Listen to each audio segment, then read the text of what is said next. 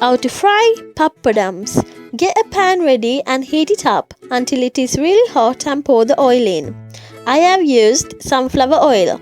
Once you have done that, get your poppadoms ready. You will also need a cooking net to drain the oil and with a bowl ready. Get your poppadoms and break them into pieces depending on your pan size, or leave them as it is in a circle. One by one, put your poppadoms onto the hot oil.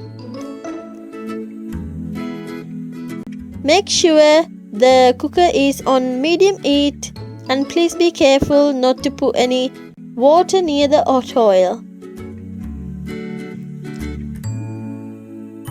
Make sure to turn your poppadoms around like I have shown on my video, so the poppadom won't be burnt.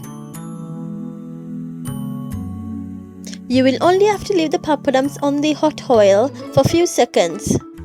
Then it is ready to eat once it has been cooled down.